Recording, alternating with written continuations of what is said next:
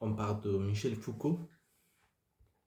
Pourquoi? Parce qu'il est un philosophe important, il est un des philosophes plus cités de l'histoire de l'humanité, avec plus de 1 300 000 citations. C'est incroyable. Donc il est important. Mais ses œuvres, ses idées ne sont pas connues suffisamment. Donc je parle de lui, même moi, je ne connais pas profondément ses idées assez suffisamment. Introduction à Michel Foucault.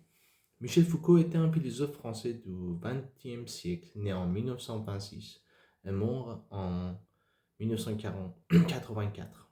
Il est connu pour ses réflexions sur le pouvoir, la connaissance et la manière dont les sociétés organisent la vérité.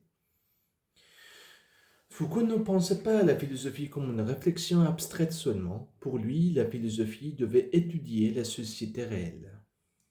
Ces institutions, ces règles, ces discours. Il ne voulait pas dire ce qui est bien ou mal, mais comment on en arrive à penser qu'une chose est bien ou mal. C'est-à-dire pas pointer le doigt à quelqu'un et la catégoriser comme mal ou bien, mais définir mal ou bien. Il posait des questions comme pourquoi enferme-t-on les malades mentaux? Moi j'ajoute, est-ce que les malades mentaux, ils constatent ils percevoir, comme on va dire en percevoir, de verbe percevoir, ils constatent, ils reçoivent une part de réalité que les gens normaux ne reçoivent pas. Continuons. Allons-y. Comment a-t-on commencé à surveiller les gens? Qui décide de ce qui est vrai ou normal? Un peu plus en détail, la pensée de Foucault. Foucault s'est intéressé à l'histoire des idées et des institutions. Il pensait que le pouvoir ne se trouvait pas seulement dans l'État ou dans la loi, mais qu'il était partout, dans les discours, dans les pratiques quotidiennes, dans le corps. Il a étudié la folie, dans l'histoire de la folie, la médecine, dans la naissance de la clinique, la prison, dans surveiller et punir, la sexualité, dans l'histoire de la sexualité. Foucault n'analysait pas l'histoire de manière linéaire. Il cherchait des ruptures, des moments où quelque chose a changé profondément dans notre manière de penser. Un mot-clé chez Foucault est discours. Pour lui, un discours n'est pas seulement ce qu'on dit avec des mots, c'est un système de pensée, une manière d'organiser le savoir et la réalité. Une de ses théories les plus célèbres, le panoptique et la surveillance. Dans son livre Surveiller, punir, Foucault parle de l'évolution des prisons. Il raconte comment, au fil du temps, la punition est passée du châtiment physique, entre parenthèses, torture publique, à la surveillance invisible. Il décrit une idée de l'architecte Bentham, le panoptique. Le panoptique. C'est une prison en forme de cercle avec une tour au centre. De cette tour, un gardien peut voir tous les prisonnières, sans être vu. Le prisonnier ne sait jamais s'il est observé ou non. Donc, il se surveille lui-même. Foucault utilise cette image pour dire que dans la société moderne, le pouvoir fonctionne en nous rendant visibles. Ce n'est plus la violence directe, mais une autosurveillance permanente. Par exemple, les caméras de surveillance, les caméras de surveillance, les règles à l'école, les dossiers médicaux et scolaires policiers. Tout cela forme ce que Foucault appelle une société de surveillance. Michel Foucault est un philosophe difficile parfois, mais ses idées nous aident à comprendre comment fonctionne notre monde. Il nous apprend que le pouvoir n'est pas toujours là où on le croit, et qu'il agit souvent dans notre manière de penser, de parler et d'agir. Et pourquoi on apprend? Moi je pose cette question, pourquoi on n'apprend pas de philosophie, des œuvres de passé comme celle de Foucault? Apparemment tout était raconté mais personne n'écoute. Alors pourquoi on n'apprend pas vraiment la philosophie comme celle de Foucault? C'est vrai, quand on lit Michel Foucault ou d'autres grands penseurs, on se dit parfois, mais tout était déjà dit, pourquoi personne n'écoute? Pourquoi rien ne change? Il y a plusieurs raisons à cela que Foucault lui-même aurait peut-être expliqué. Premièrement, l'école enseigne souvent des réponses, pas des questions.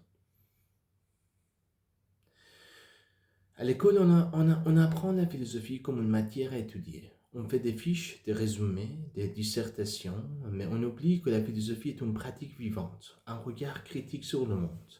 Beaucoup d'élèves récitent les idées de Foucault sans vraiment vivre la question qu'il pose. On apprend Foucault, mais on ne pense pas comme Foucault. Deuxièmement, les idées trop dérangeantes sont écartées. Foucault ne disait pas aux gens ce qu'ils voulaient entendre. Il montrait comment les institutions, l'école, la prison, l'hôpital, la police produisent de la normalité, du contrôle, de la surveillance. Il critiquait la vérité officielle, l'idée qu'il y a une seule manière juste de vivre, de penser, de se comporter.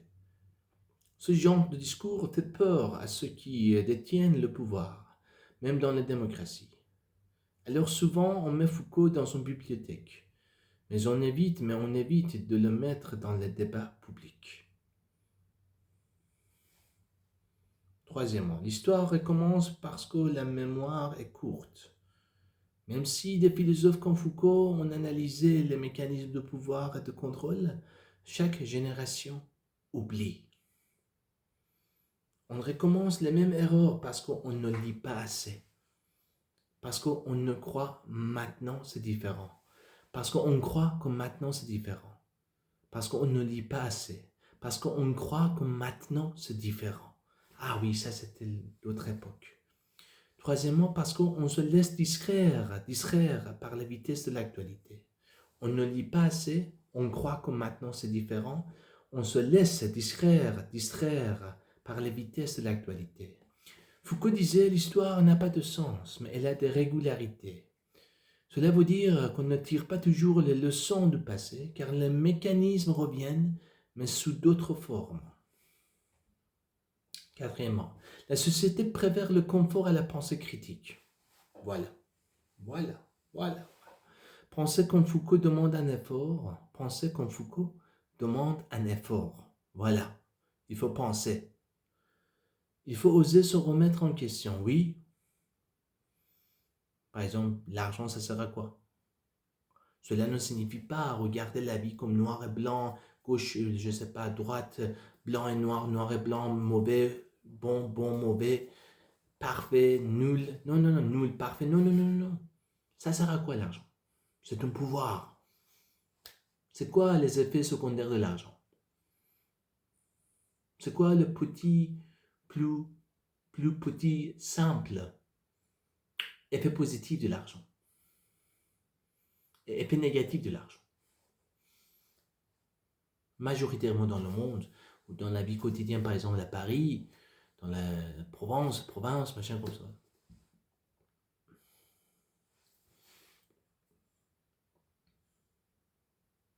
La société préfère le confort à la pensée critique.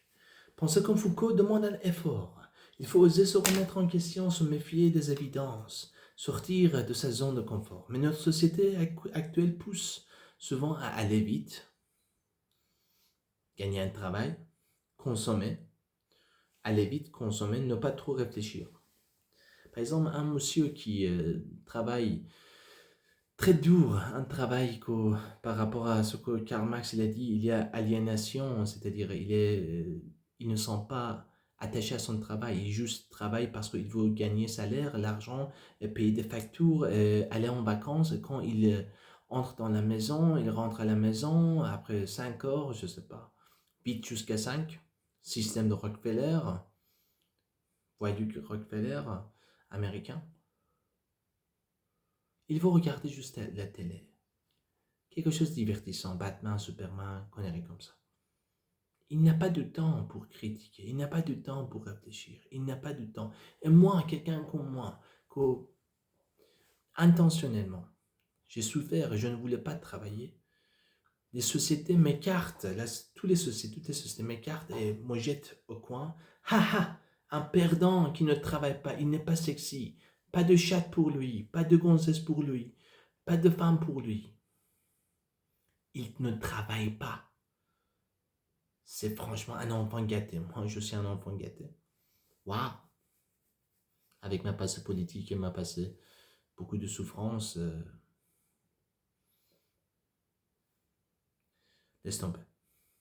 Quelqu'un qui connaît mon passé, je suis antipode de enfant gâté.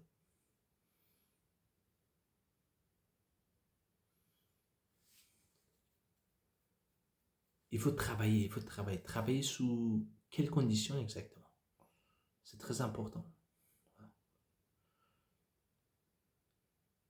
Hafez, un poète persan, il a dit, de n'importe quel chemin que je suis allé,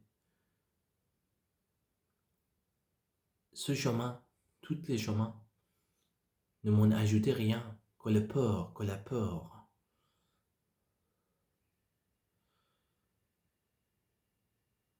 Hélas,